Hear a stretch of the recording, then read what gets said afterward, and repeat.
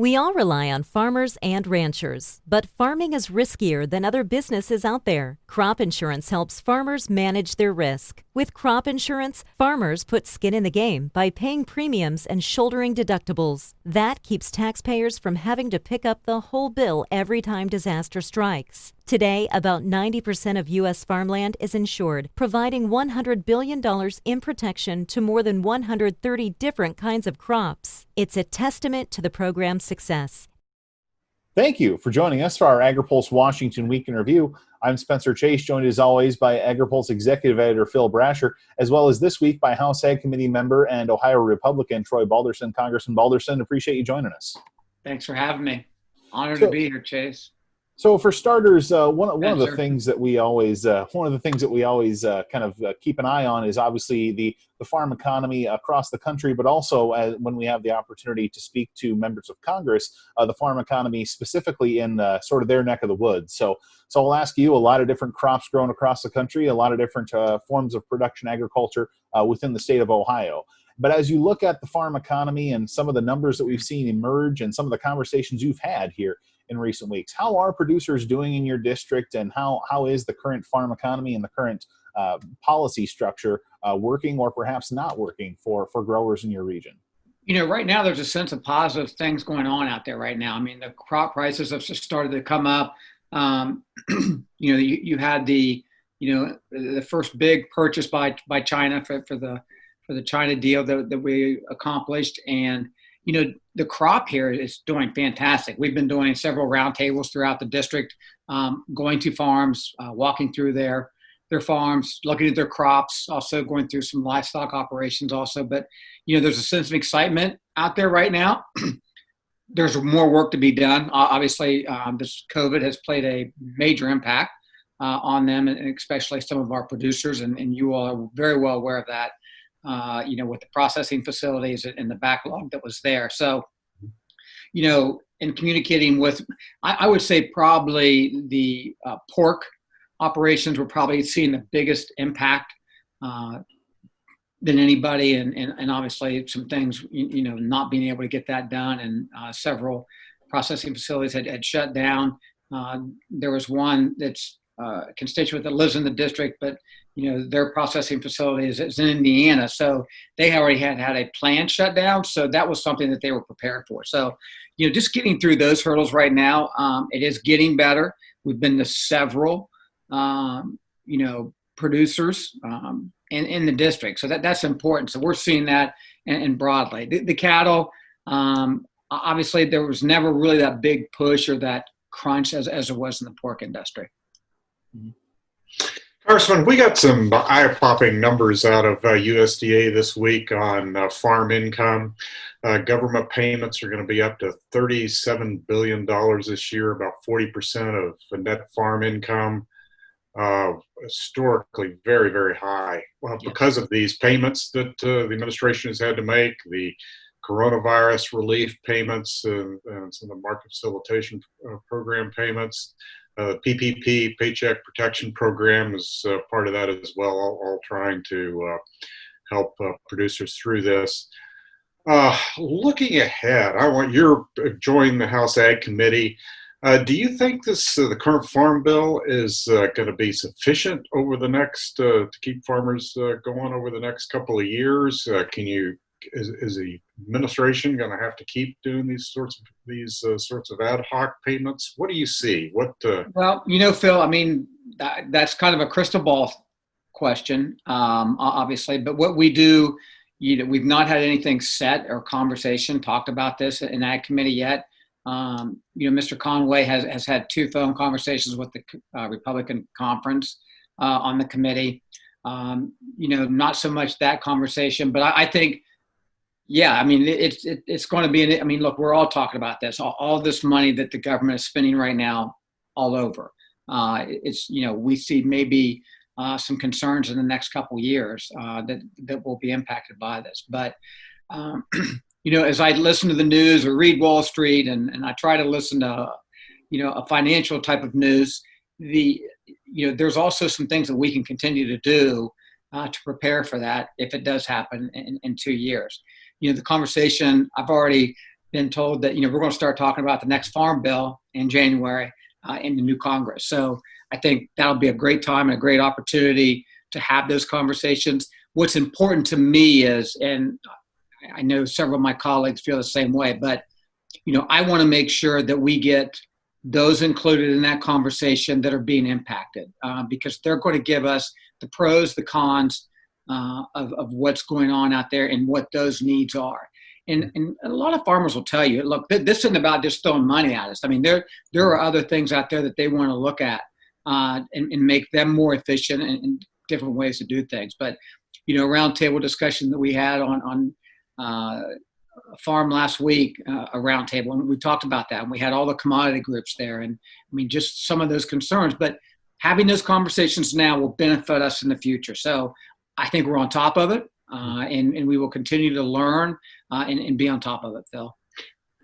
What about how concerned are you about this growing federal deficit and debt coming out of this? CBO estimated this week the deficit of $3.3 trillion. How is that going to affect what you can do in Congress?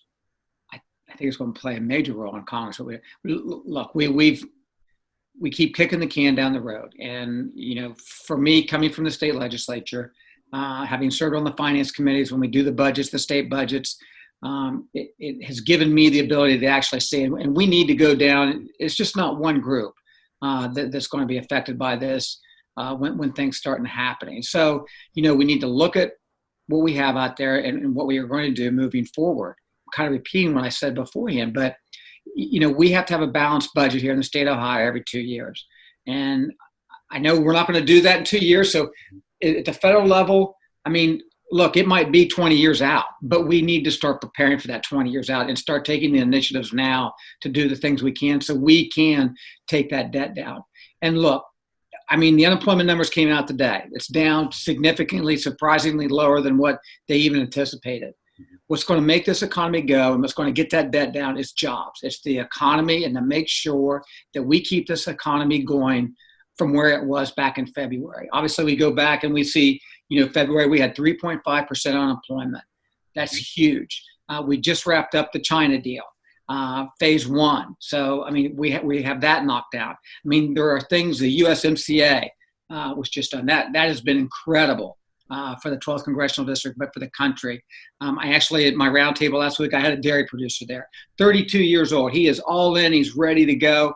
I mean, it was so refreshing. Like, I called the producer, she oversees the executive director of the association, and I thanked her for sending a 32-year-old so he could sit there with us and have these conversations of what the future is going to look for him and what he could start to do. So that's what we'll have. And the debt's a concern. We can't do this, and we can't sustain this, and it's obvious that we can't do it. But one of the ways, the biggest way to do that is to get this economy going again.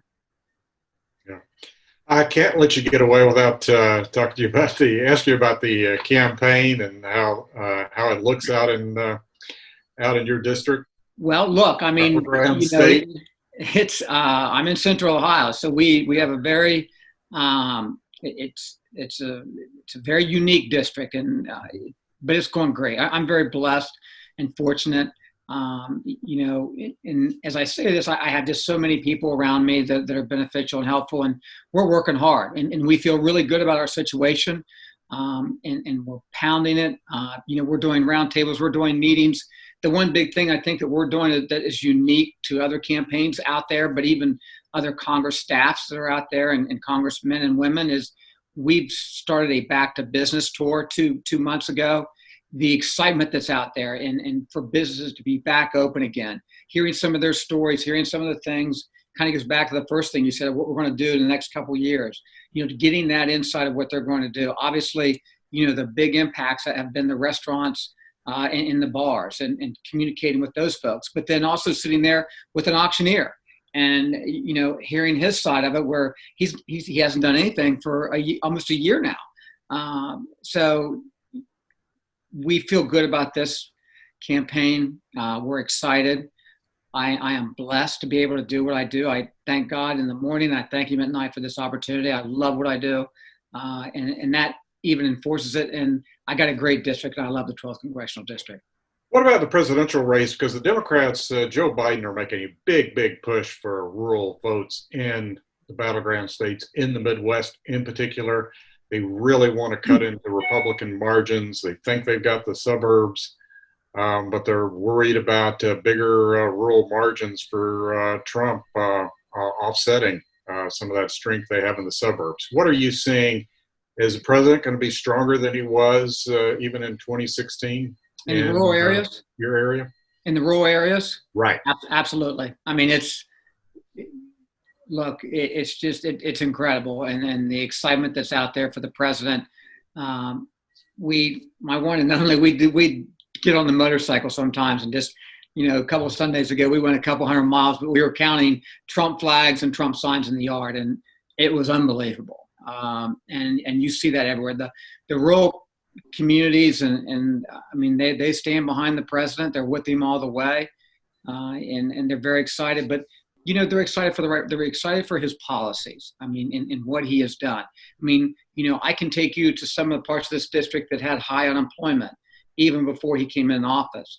Since he's come in office, that unemployment number has gone down. I mean, we've set a record in the state of Ohio. The unemployment rate in Ohio District 12 was very, very low. And those are people going back to work. So, that's what they're happy about. They're happy. Everybody wants to work. I know that we say that, no, they don't, but I'm telling you, it's the majority of the people out there want a job. They want to be able to provide for their family and put food on the table. So they're going to do whatever they need to do that. Congressman, I want to wrap up asking about your job here and what you expect from it here in sort of between now and the end of the month. Obviously, we know a number of things on the congressional agenda between now and the end of September and the end of the 2020 fiscal year, as it were. But with Congress set to return to Washington this month, wondering what you see as kind of the big ticket items and big ticket things we should all be watching for in the month of September, not only chamber-wide, but also for you and your office personally. I think, the big one, and I read it yesterday, and I'm sure you both have seen it, about the deal that Nancy has agreed to, the speaker has agreed to with Secretary Mnuchin, so for the budget and for that piece. I think the biggest conversation piece that's going to be out there is this fourth COVID package. For me, I'm going back to the economy again. It's the economy. We've got to continue to provide for the COVID testing, the tracing piece of it. I know that here 3 weeks ago, and I communicate with doctors a lot that are personal friends, but also that they've connected me with, and the reagent 3 weeks ago was preventing test results to get back in a speedy manner. So it was taking 21 days to get a test result back. Well, you're quarantined for 14 days. So it's kind of defeats the whole purpose. So making sure that we have that out there and that availability, the PPP program. I know that, and for me, and when I go into the district, and it's for everybody, it's farmers, it's schools, it's universities, it's businesses, but this whole liability protection piece that Leader McConnell's talked about, that needs to be in the next package. Apparently the U.S. Senate, I saw yesterday, has a skinnier version. So it was $500 billion, I believe. I have not seen the legislation, but that'll be something to be, that conversation and moving forward with that. But, we definitely need to look at the fourth package and what we need to do. We don't need to get this big, massive thing. I think a lot of congressmen and women are going to see what happened today with the jobs and that low number or how that number's come down. Obviously not low enough yet. But they're going to say, wait a minute, let's let the market do its thing here before we go, and move further. The PPP funding right now, currently there's $133 billion in that account. So sitting there right now. So as we go in the district, people are saying, look, I could use a second one. And I think that's very important that we provide that to them. What we also need to remember is there are a lot of first timers that did not even apply. They wanted to see if they could ride it out, but now they're saying, hey, I think I want to go through this process again. So address those needs. So obviously, as the calendar turns to September, a lot of things going on in fields and in halls of Congress across the country. And Congressman Balderson, we appreciate you stopping by to join us and chat a little bit about them. Spencer and Phil, thank you very much. It was good seeing you guys. Thank you. Great. Thank you. Congressman Troy Balderson and Agri-Pulse's Phil Brasher. I'm Spencer Chase. Have a good one.